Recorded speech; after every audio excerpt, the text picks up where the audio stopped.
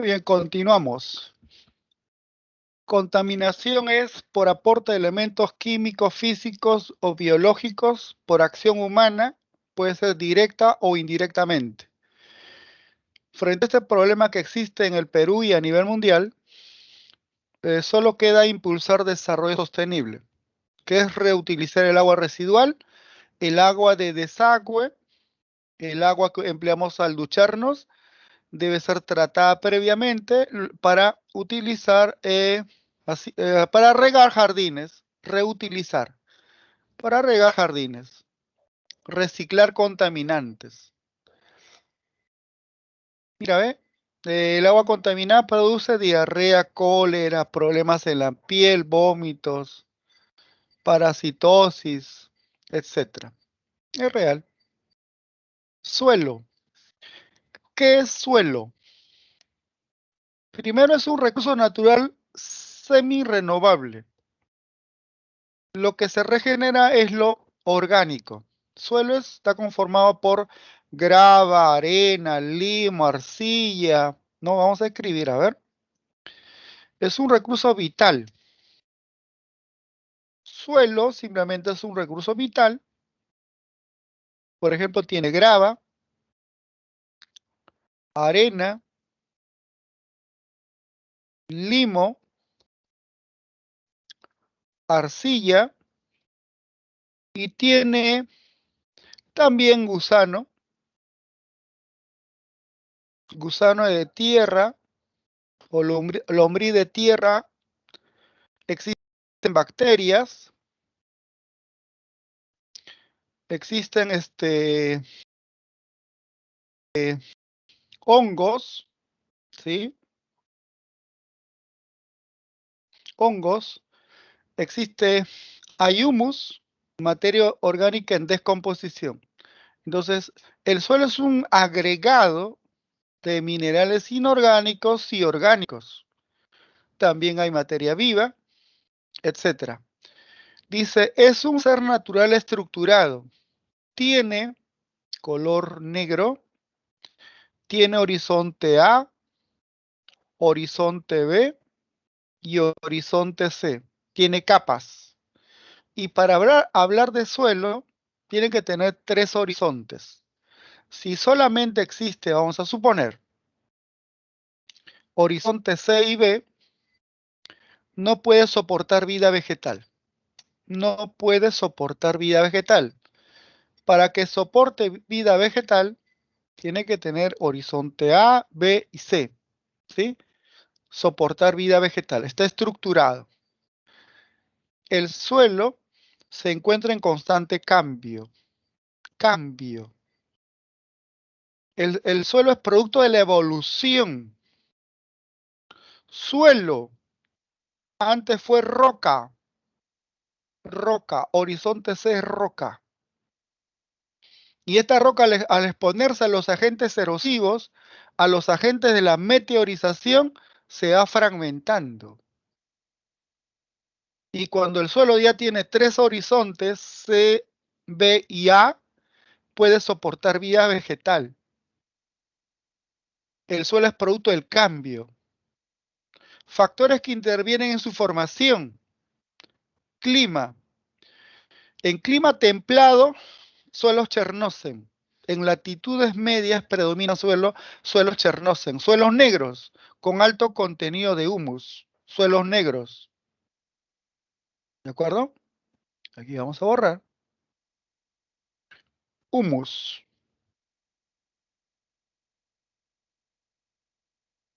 Humus, materia orgánica en descomposición. El suelo tiene color negro por alto contenido de humus. ¿Sí? Organismos, bacterias, ¿no? Hongos, gusano de tierra, relieve. En un relieve plano habrá mayor sedimentación que un relieve con pendiente. El tiempo, suelos chernocen, que es el suelo más productivo del mundo, se formó con restos de rocas desde el precámbrico, hace millones de años. 3,8 mil millones de años. El suelo antes fue roca, se encuentra en constante cambio. Todos ellos están actuando sobre la roca madre. Quiere decir que el clima, los organismos, el relieve del tiempo actúa sobre la roca madre, el horizonte C. Cuando es roca viva, se llama roca madre, horizonte C. Ese suelo es semi-renovable. Lo que se regenera es lo orgánico. Lo inorgánico no se regenera. ¿Ya? Muy bien. Contaminación del suelo. Todo recurso natural es limitado. Los recursos naturales son limitados, pero las necesidades son ilimitadas, ¿no? Se es fácilmente destruible, debe ser protegido de la erosión, la contaminación, el daño causado por el desarrollo urbano y las malas prácticas agropecuarias. Las malas prácticas agropecuarias afectan la capacidad productiva del suelo, recordando que el suelo tiene 3 horizontes, A, B y C, pero por malas prácticas agropecuarias, los minerales importantes para el desarrollo de la planta, ¿no? Se van al horizonte B y el suelo se empobrece por malas prácticas agropecuarias. Y el suelo, como ya no tiene nutrientes, pierde su capacidad productiva. Por lixiviación. Fuentes: aguas hervidas o residuales, relaves mineros, ¿no? Uso exagerado de abonos sintéticos. Uso exagerado de abonos sintéticos. En una economía familiar, la agricultura familiar debe utilizar abonos orgánicos. Abonos orgánicos. El estiércol del cuy, de la vaca, de la oveja, el guano de las islas, pero a veces utilizamos por desconocimiento abonos sintéticos, que el exceso de abonos causan daño al suelo y lo convierten en improductivo. Uso exagerado de pesticidas. Mira, ve, si este trabajador utiliza este protector para que no entre en contacto con el elemento químico que está utilizando, pesticidas o plaguicidas, y nosotros al coger una manzana sin lavar, estamos incorporando los elementos químicos de plaguicidas o pesticidas. Y al incorporar va a generar simplemente vamos a incorporar los elementos químicos a nuestro organismo y eso es el causante de cáncer. ¿Por qué se está incrementando?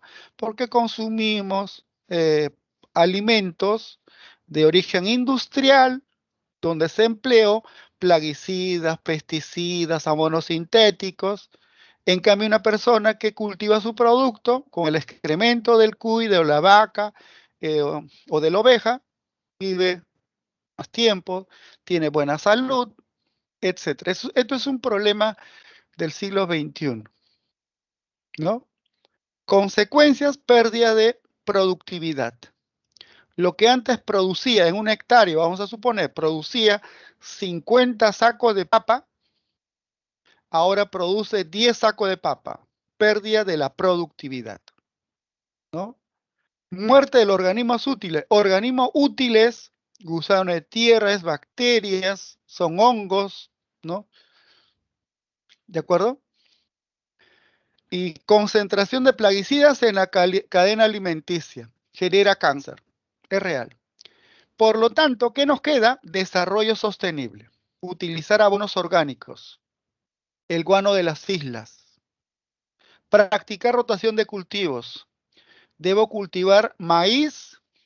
El siguiente periodo debo cultivar alfalfa para incorporar hierro o nitrógeno. Entonces, practicar rotación de cultivos. por desconocimiento solamente cultivamos maíz, maíz, maíz, maíz extrae nutrientes, retira nutrientes, no aporta. Por lo tanto, el suelo se convierte en improductivo, disminuye la productividad. Entonces, la rotación de cultivos es importante, rotar. Aplicar ración correcto. Si empleamos abonos sintéticos, racionalmente. Si empleamos plaguicidas, racionalmente. Todo exceso hace daño, ¿ya? Importante tomar en cuenta en medidas de desarrollo sostenible. Fuentes contaminantes, prácticas agrícolas deficientes, gestión inadecuada, almacenamiento inseguro, lixiviados de materia. Quiere decir que los componentes de una herramienta o maquinaria se van a la parte inferior, contaminan, vertido no controlado en rellenos sanitarios o el camión que bota desperdicios arroja en el curso del río, está mal. Fuentes contaminantes del suelo. Desertificación. ¿Qué cosa es desertificación? La Convención Internacional de Lucha contra la Desertificación define qué cosa es. Es degradación del suelo. Mira, suelo. Tenía horizonte A, B y C. Y resulta que este suelo, tierra agrícola, que tiene 3 horizontes, por malas prácticas, dejó de producir. A eso se llama desertificación. Los suelos inicialmente fértiles son convertidos en desiertos, es decir, suelo pierde su capacidad productiva en forma progresiva por acción humana. Pero también interviene el clima, pero también los efectos del cambio climático es de origen humano. El cambio climático está ocurriendo a nivel mundial, es de origen humano. Entonces, en zonas áridas, semiáridas, subhúmedas, resultantes de factores como variación climática y actividades humanas. En la desertificación interviene la actividad humana. Las variaciones climáticas, cambio climático, también que es consecuencia de la actividad humana, ¿no? El sobrepastoreo, la deforestación, manejo agrícola inadecuado, la industrialización, etc. Desertificación es que tierra productiva dejó de proporcionar alimentos por malas prácticas agropecuarias. Desertificación. Dice que Perú ocupa el tercer lugar con mayor extensión de tierras secas a nivel de Sudamérica. Correcto, pues es que la precipitación no en algunos puntos está por debajo de 250 milímetros por año. La costa peruana es desértica. Las tierras secas alcanzan 516.000 kilómetros cuadrados. O sea, lo que representa el 40% de la superficie del país. Las tierras secas. Perú tendrá variedad de suelos, pero reducido. Cerca de la tercera parte se halla en estado de desertificación. La tercera parte, 3.3%, ¿de acuerdo? En zona dice que zona desertificada, 3% o 3.8 millones de hectáreas. En proceso de desertificación, redondeando 24%, 30.5 millones de hectáreas. Sí, pues, es real la desertificación por malas prácticas agropecuarias.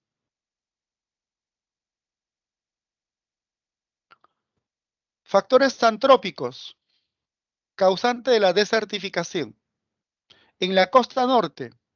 En la costa norte, en Piura, es por excesivo riego. Excesivo riego. El agua tiene, pues, no solamente H2O, también tiene elementos en suspensión. Y el riego es excesivo y posterior evapotranspiración, o sea, evaporación, y hay concentración de concentración de sales, a eso se llama salinización. En Piura y en Lambayeque, Piura y Lambayeque, salinización, excesivo riego, no se practica riego por inundación, se debe practicar riego tecnificado, por aspersión, por goteo, por bombeo, pero no por riego por inundación. Eso genera incremento de salinización. Hemos perforado a la cordillera de los Andes mediante trasvases, estamos ganando tierras agrícolas en las pampas y por malas prácticas agropecuarias, a esas tierras agrícolas lo estamos convirtiendo en improductivas por salinización, ¿no? En la costa norte en Piura y Lambayeque. Erosión hídrica, eólica, al no existir árboles sobre la superficie, lavado de elementos de la superficie, lavado por el agua o por el viento, ¿no? La cabra, al criar cabra, por ejemplo, consumen incluso la raíz, dije la raíz, y cuando llueve ya no brota porque no está raíz, entonces va en proceso de desertificación. Incremento de la desertificación por la tala de bosques de algarrobos. Correcto, algarrobos en Piura, zapotes en Piura, en el bosque seco ecuatorial, el desierto se extiende. Correcto, el desierto se extiende. Pero viene un fenómeno que se llama fenómeno del Niño. Y las lluvias torrenciales nuevamente hacen brotar. Mira, pero ¿qué pasaría si se altera el fenómeno del Niño?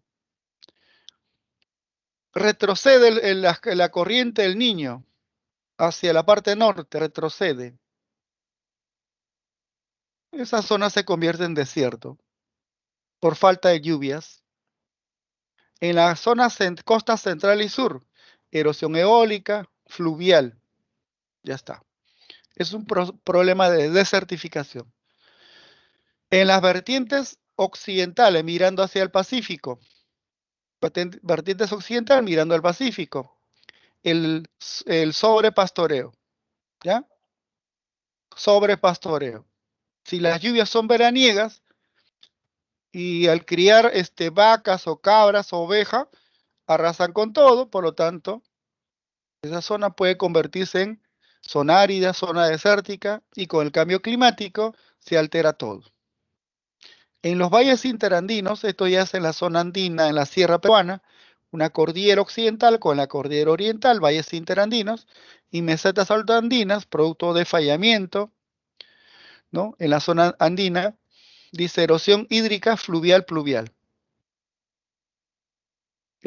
Para sembrar en las mesetas, entre comillas, también queman para fertilizar a la tierra agrícola, entre comillas.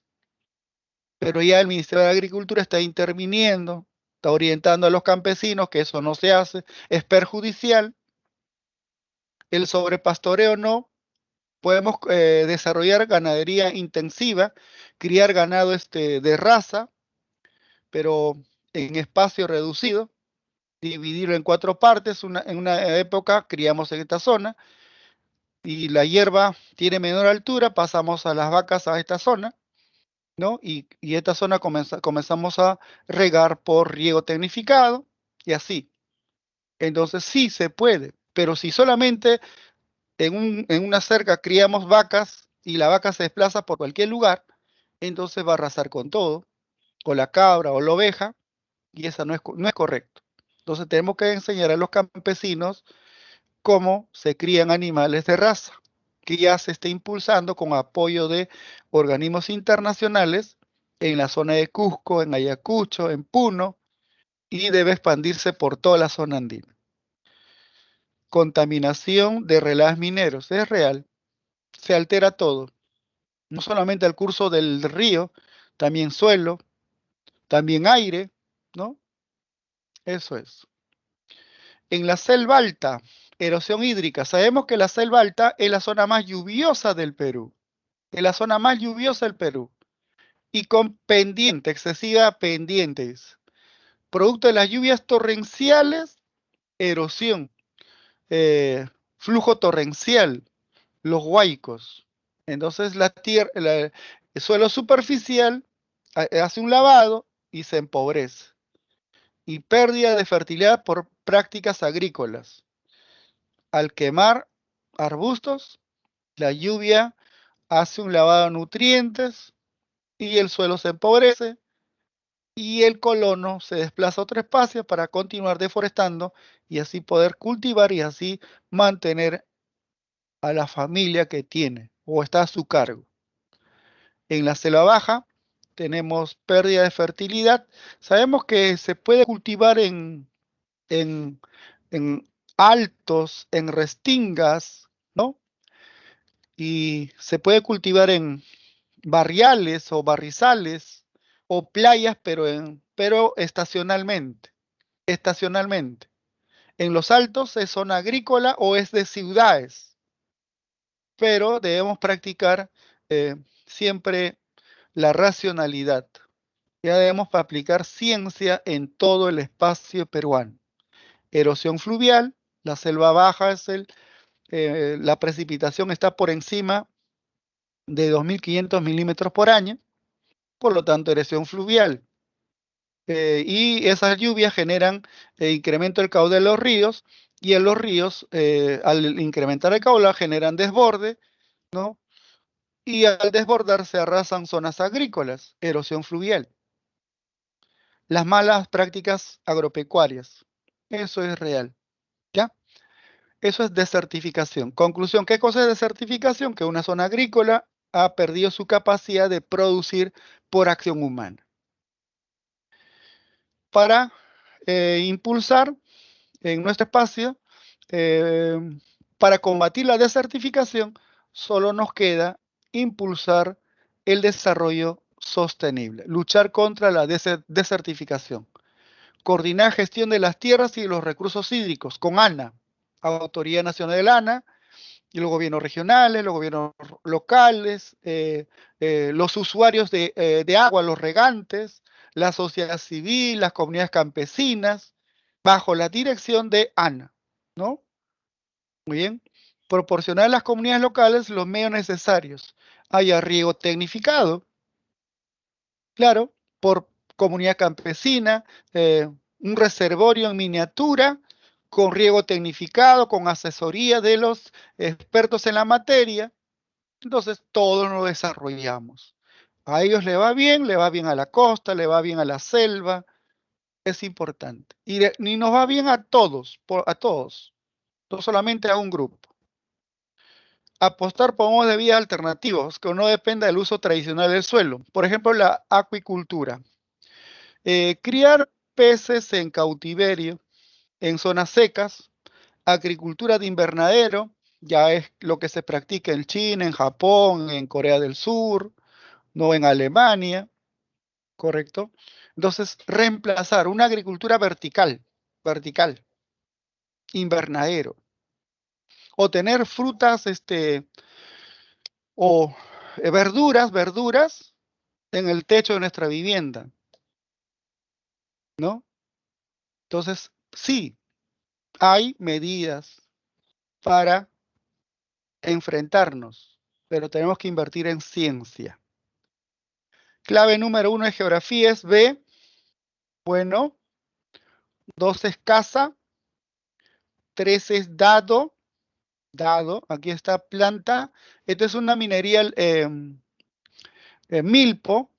Milpo, el dueño de esta unidad minera es Milpo, la empresa Milpo. Cerro Lindo se encuentra en Ica, a 1.800 metros sobre el nivel del mar. El río Topará es un río que el agua de río se emplea para zonas agrícolas, ¿sí? Pero no para la minería. Entonces ahí, consulta previa, puedes explotar la unidad minera Cerro Lindo en cobre, es una mina de cobre, pero no vas a utilizar el agua del río Topará. Entonces la empresa Milpo, extrae agua para mover la maquinaria, para extraer el recurso minero de agua de mar. Desalinización. O también, correcto, desalinización, una planta desaladora. También es correcto desalinización o planta desaladora. Ese es un ejemplo de minería responsable con el medio ambiente. Y eso no se puede hacer en Tía María si la población lo desea. Entonces, pregunta 3, claves dado. 4, clave bueno. Bueno, de la clave de geografía. ¿Ya? 1B, 2 casa, 3 dado, 4 bueno. Profesor, Sí, dígame. buenos días. Yo hace rato le hice unas consultas por el chat, pero en todo caso se las pregunto por aquí. Sí, puedes Eh, escribir. no, sí, ya lo había escrito. ¿Cuál es la diferencia entre erosión genética y pérdida de biodiversidad? ¿O es lo mismo? Allá. La erosión genética es que, por ejemplo, han descubierto un lagarto y ese lagarto no sabíamos de su existencia del lagarto. Y si reducimos, destruimos el hábitat del lagarto, destruimos esa especie que ya está ahora documentado que sí existe, desaparece por acción humana porque hemos reducido su hábitat. A eso se llama simplemente erosión genética. Desapareció una especie sin haber sido documentado, que no está en los libros de consulta, no está en las redes, no está en libros especializados. Desapareció. ¿De acuerdo? Erosión genética. Y la deforestación, por supuesto, eh, hay especies, por ejemplo, maderable, como caoba, cedro, moena, espingo, ¿no? Y si deforestamos, entonces puede desaparecer una especie y la extinción de una especie genera pérdida de biodiversidad. Entonces, erosión genética es que una especie que aún no ha sido documentado, registrado en los libros, desapareció por acción humana. Eso sería la diferencia entre erosión genética y pérdida de biodiversidad. Gracias, Muy bien. profesor. Otra pregunta que tenía es, eh, ¿qué cosa eran las aguas servidas? El agua servida simplemente es agua que hemos utilizado, ya sea para cocinar, ducharnos, ¿no? Es agua de desagüe, de aguas de desagüe, que deberían desembocar en una planta de tratamiento, pero en algunos puntos desembocan, su punto final es en el mar o en un río, que no debería ser así, ¿no? A nivel nacional. Las comunidades campesinas generan aguas servidas, agua residual más es de industria. Agua servida, lo que hemos utilizado. Agua de desagüe. ¿Ya? Muy bien, voy a continuar. Ya, gracias, profesor. Muy bien. A ver. Estado peruano. Vamos a hablar sobre Estado. ¿Qué cosa es Estado? Mira, elemento del Estado.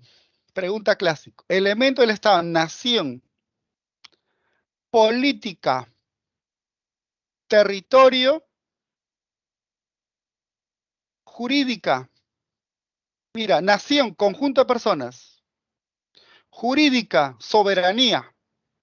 Política, gobierno. Por eso digo, cuando los padres por desconocimiento dicen, no te metas en política. No, política es gobierno, el arte de gobernar. Te tienes que meter en política. Puedes ser militante del partido A, B, C, pero siempre impulsar lucha contra la corrupción, donde estés, donde milites. ¿De acuerdo? Entonces, nación, soberanía, gobierno y territorio son elementos del Estado. Política es gobierno. Dice, la República del Perú. ¿Por qué república? Porque dice, en una república hay renovación de gobernantes. Eso es importante.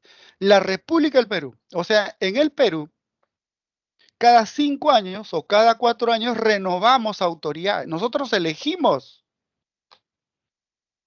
República es opuesto a la monarquía. Revolución Francesa, república. La burguesía está en el poder, república, renovación de cargos cada 5 años. Dice que es democrática, democrática, demo, pueblo, el que gobierna el pueblo, a través de sus representantes. Y la persona que salió electo por la población, aquí está, el pueblo eligió a su presidente y el presidente que salió electo a través de un proceso electoral, él busca el bienestar social, bienestar social. ¿Qué quiere decir? Que el presidente es presidente de todos los peruanos, no es un presidente de un partido, no es de una clase social, sino es presidente de todos los peruanos. ¿De acuerdo? Busca el bienestar social, busca el bien común. La República del Perú es independiente. ¿Qué quiere decir independiente? Que no estamos subordinados a otro Estado. La República del Perú es soberana, que su ley, sus normas, sus leyes imperan dentro del país. La República del Perú es democrática, social, independiente y soberana. En una república hay renovación de gobernantes. El cargo es selectivo, es temporal. Dura 5 años si es presidente, si es gobernadores, si alcaldes, 4 años. Es temporal. Eso es una república, opuesto a la monarquía. Hay un solo Estado. Hay un solo Estado. Estados Unidos o Estados Unidos de México. Ah, hay un conjunto de estados, pero en nuestra Constitución dice hay un solo Estado. El Estado es uno, indivisible. No hay el Estado arequipeño o el Estado loretano. No, no, no. Son regiones o departamentos. Hay un solo Estado. Su gobierno es unitario. Correcto. El pueblo eligió gobierno unitario. Hay un presidente representativo. Fue elegido por la población. Y ahí dijimos en otro tema. Este presidente, en la primera vuelta, se requiere el 50% más 1 de votos válidamente emitidos. Y en la segunda vuelta se gana por mayoría simple. Se gana por un voto, en otras palabras, en la segunda vuelta. Es representativo. También hemos elegido a congresistas.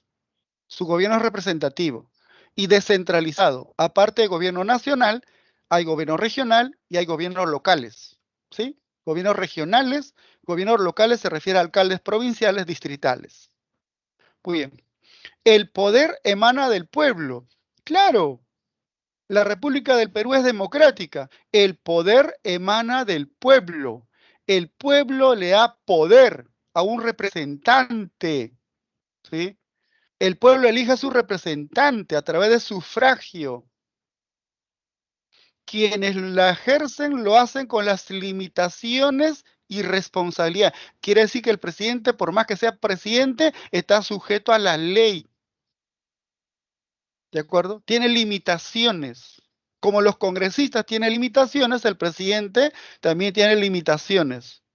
Está sujeto a la Constitución, está sujeto a las leyes. ¿Sí? Muy bien. Ninguna persona,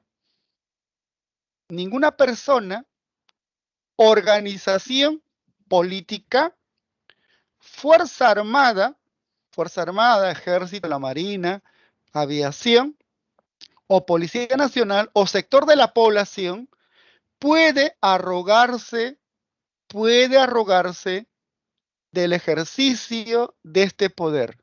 Es decir, ni la Fuerza Armada, ni un partido, ni una organización puede llegar al poder mediante golpe de Estado. Eso constituye, ¿qué cosa? Eso constituye rebelión o sedición. Cuando algunos representantes del Congreso dicen, vamos a obstaculizar o utilizan frases contra la persona que ganó, se le puede acusar por sedición o rebelión. El pueblo pone y solamente el pueblo retira a través de un proceso electoral. ¿De acuerdo? Eso está en la Constitución Política del Perú. Deber del Estado. Importante. Mira, ve. Defender la soberanía nacional. Correcto. Y la columna vertebral del Estado son las Fuerzas Armadas. La columna vertebral. ¿Quién va a defender al Estado frente a una agresión extranjera? La Fuerza Armada. Defender la soberanía nacional. Garantizar la plena vigencia. En otro tema dijimos, ya desarrollado, dijimos que los derechos humanos están por encima del Estado. Garantizar la plena vigencia de los derechos humanos. El derecho humano está por encima del Estado, no el Estado por encima de los derechos humanos. ¿Ya? Esto es importante. Uno de los deberes del Estado.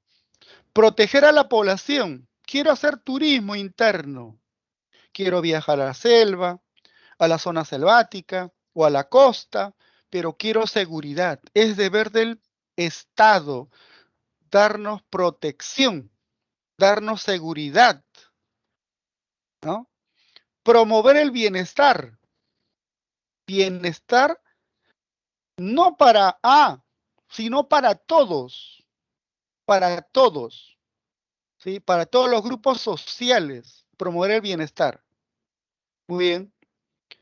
Asimismo, es deber del Estado establecer y ejecutar la política nacional de fronteras. ¿Qué quiere decir?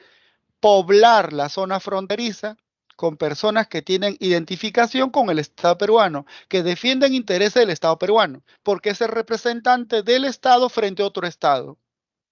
No queremos habitantes que vivan en la frontera y que amen o que conozcan el himno del otro Estado, la educación del otro Estado o la historia del otro Estado. O sea, determina políticas de fronteras. De repente los profesionales que laboran en las fronteras tienen que tengan otro sueldo superior a los que vivimos en la costa, en algunas ciudades no fronterizas. El deber del Estado es determinar la política nacional de fronteras. Supremacía. Esto es importante. La Constitución es la carta magna, es ley de leyes. La Constitución dice, supremacía de la Constitución, prevalece sobre toda norma legal. La Constitución prevalece sobre leyes orgánicas, leyes ordinarias, decretos supremos, testamentos, etcétera, etcétera. Todos nos regimos bajo una Constitución, ¿sí? Y la Constitución se puede reformar y solamente la Asamblea Constituyente es el que puede hacer una nueva Constitución, ¿sí? Así es, la Constitución se puede reformar, pero una nueva Constitución solamente es una Asamblea Constituyente o un Congreso Constituyente, pero la Constitución es el que prevalece sobre toda norma legal, ¿ya? Los símbolos patrios, esto es la bandera, es bandera. Cuidado con, si aparece por aquí el escudo nacional, es el pabellón nacional. La bandera es sin escudo, es la bandera nacional, es símbolo patrio. El escudo nacional, símbolo patrio. El himno nacional, símbolo patrio. Profesor, pero en el colegio, desde inicial hasta culminar la secundaria, hemos empleado la escarapela. La escarapela, ¿dónde está? No es símbolo patrio. Los símbolos patrios es la bandera, el escudo y el himno nacional. ¿Ya? Pero escarapela, ¿qué sería? Es costumbre. Tema anterior, costumbre. Tradición sería pues la fiesta nacional, el mes patrio, tradición. Pero la costumbre es la escarapela, pero no es símbolo patrio. Elemento del Estado. ¿Qué cosa es Estado? conjunto de personas con vínculo. Eso es nación. Y la nación peruana está en construcción. Los quechuas, los aymara, los asháninca, los shipibo, los machiguenga, los bora, los eseja, tenemos que fusionar en uno solo. Algo nos tiene que unificar. Eso es nación. Unidos por lengua, por tradición, por costumbre, por historia, por objetivos, por metas. Nación peruana. Dijimos que es variopinto, ¿no? Territorio. El área donde vive la nación, pues. Todo estado tiene territorio. Todo estado tiene territorio. No existe estado sin territorio reconocido por la ONU, pero sí hay nación sin territorio reconocido por la ONU. Ejemplo, la nación aymara. Están en Puno, se encuentran en Bolivia, norte de Argentina, norte de Chile, nación aymara, pero no es estado aymara, ¿no? Entonces, sí o sí un estado tiene territorio reconocido, tiene fronteras, tratados fronterizos. Gobierno. El gobierno solamente es el que es ese grupo o el presidente que ha sido electo por la población, ese gobierno. Es el que gestiona el Estado. No es sinónimo gobierno, Estado-gobierno. El gobierno tiene una duración de 5 años. El Estado tiene 200 años de vida. El Estado nace, crece y también muere. Ejemplo, el Estado inca, el Estado romano, ¿no?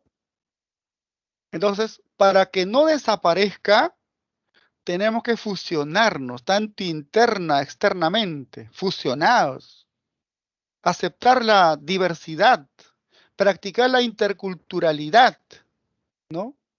Y soberanía es que dentro del país impera su ley, su constitución, sus normas. Eso es soberanía. Estos son los elementos del Estado: nación, territorio, gobierno, soberanía. Nación, grupo de personas que tienen vínculos comunes. La nacionalidad no se pierde, correcto, no se pierde, salvo por renuncia. Ejemplo, el Nobel, Mario Vargas Llosa, tiene doble nacionalidad, la nacionalidad peruana y española. Si él dice renuncio, pierde. Entonces la nacionalidad peruana no se pierde. Las personas que gozan de doble nacionalidad se someten a las leyes donde radica.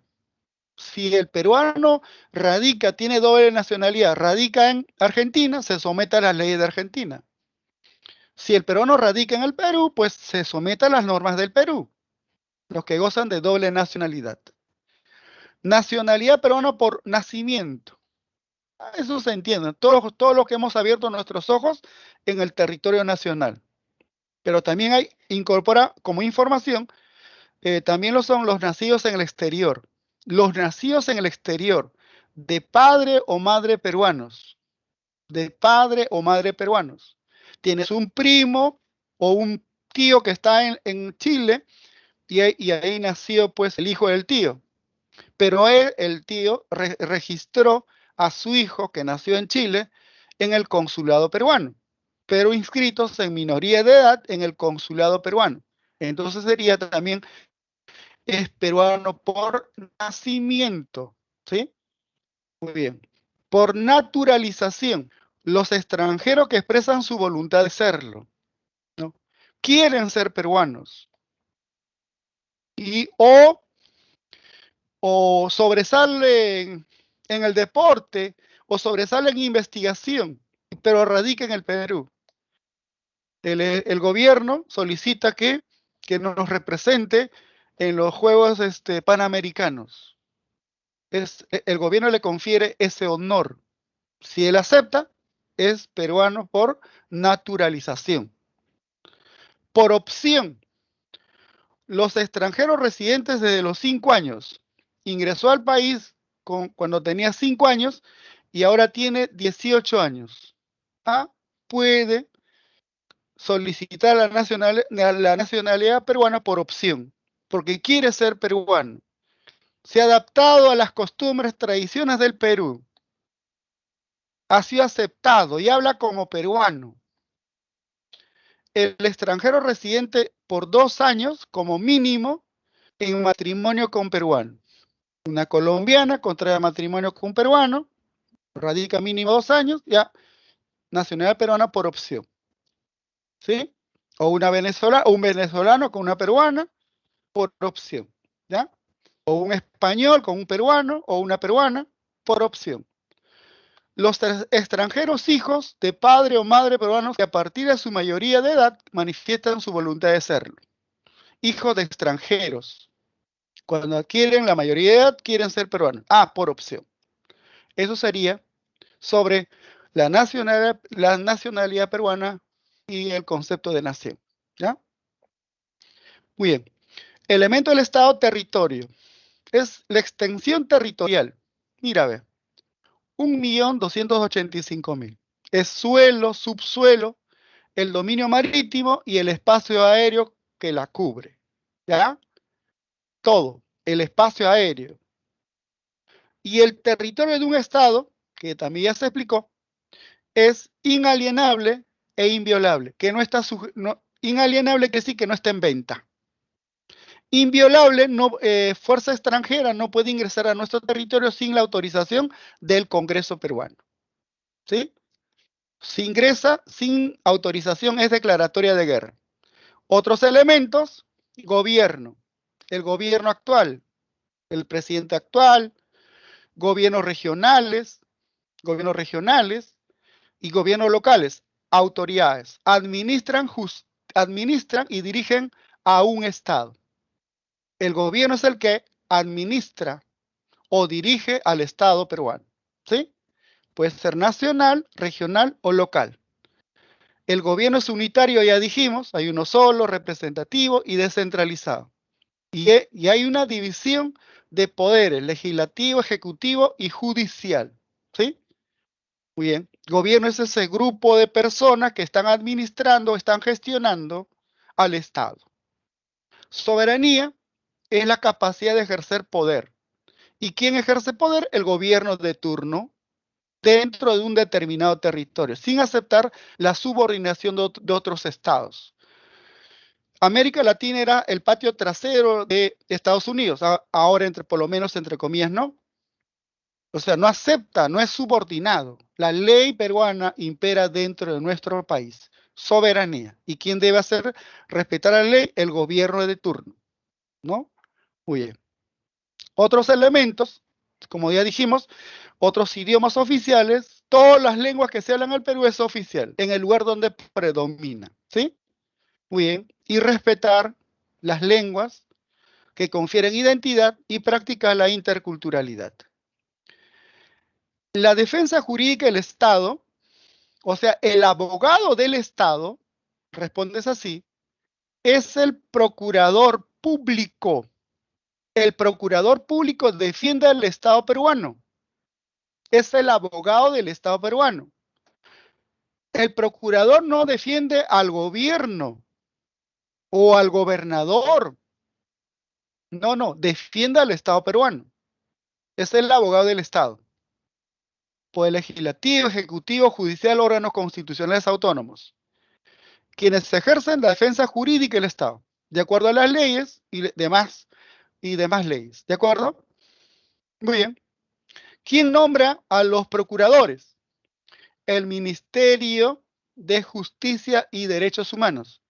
Entonces los procuradores son nombrados por el Ministerio de Justicia y Derechos Humanos, pero defienden al Estado peruano, no al gobierno de turno. ¿Sí? Muy bien. Estructura del Estado, que vamos a explicar en otros temas. Una clase, la próxima clase, la siguiente clase, así, cada uno. Esto es lo que tenemos que dominar. Legislativo, ejecutivo, judicial. En la siguiente clase, después de terminar del Poder Judicial, órganos constitucionales autónomos, que se rigen por su ley orgánica, ¿no? Tiene función especializada. Por ejemplo, la Junta Nacional de Justicia o el Banco Central de Reserva, ¿no? Pero el Poder Ejecutivo elige a 4. Dentro de los 4 está el presidente del Banco Central de Reserva y el Congreso elige a 3. Y al final, 7. Entonces, son órganos constitucionales autónomos, que vamos a explicar cada uno de ellos. No hay problema. El gobierno regional es otro tema, otra clase. Gobiernos locales, también otra clase. ¿Ya? Muy bien. Estado democrático de derecho. ¿Qué es democracia? Lo que decimos siempre. Es lo mejorcito que ha inventado el hombre. Es un sistema político que defiende la soberanía del pueblo, democrático. El pueblo elige a su representante. Pero hay que ser tenemos que ser, tener una ciudadanía activa, pero informado, autoinformado. Previamente, para marcar por un determinado candidato al Congreso, al cargo de presidente, debemos informarnos y emitir nuestro voto. Nosotros elegimos y nuestro voto vale. No nos debemos vender por obsequios, dádivas, no. Sino estamos eligiendo a un representante, debemos elegir al mejor de cada partido. Es lo mejorcito. Es una forma de gobierno en la cual las decisiones son tomadas por el pueblo, ¿correcto? A través de mecanismos de participación directa e indirecta. Elegimos a congresistas indirecta, a nuestro representante. Directa, referéndum o consultas. Muy bien. Tiene reconocimiento a nivel internacional como la más factible y aplicable. Están contra la autocracia, contra la dictadura, contra la monarquía. Mejor es el gobierno democrático. Pero es una ciudadanía activa, consciente. Saber elegir a nuestro gobernante, a los mejores de cada partido. Muy bien. Estado de Derecho, que quiere decir que todos nos sometemos a la ley. Todos sin excepción. El imperio de la ley. La ley impera dentro del país. Eso es Estado de Derecho. Se acepta división de poder del Estado. Cada poder del Estado tiene autonomía. Legalidad en la administración de pública, actuación según ley. El presidente de la República, los congresistas, los gobernadores actúan según ley. Estado de Derecho. Protección y garantía de derechos y libertades fundamentales es Estado de Derecho. Estado de Derecho es actuar según ley. Transgresiones es cuando un grupo de personas actúa fuera de la ley.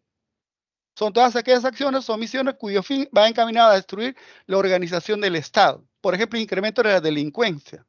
Este problema que todos debemos combatir, la corrupción o acto de sedición. El pueblo elige a su representante y luego nuevamente cada 5 años o cada 4 años elegimos nueva autoridad. No a golpe de Estado, porque sedición es rebelión. ¿De acuerdo? Es ir contra la ley. A un gobierno usurpador, ¿de acuerdo? A un gobierno golpista, o un gobierno de facto, la ciudadanía tiene derecho a la insurgencia. Por ejemplo, aquí está el congresista o el senador Osterling, ¿no? Cuando hubo golpe de Estado en el Perú, en el 92, se levantó pero no tuvo apoyo. Entonces, esto es derecho de insurgencia. La población civil se opone al gobierno usurpador. Derecho de insurgencia. La sedición o rebelión es delito, en cambio, la insurgencia es un derecho. Artículo 46 de la Constitución Política del Perú. 1B, 2A, 3, bueno, y 4, casa. Esto sería la clave en el curso de cívica. Por lo tanto, nos vemos, chicos. Va a haber cambio de aula.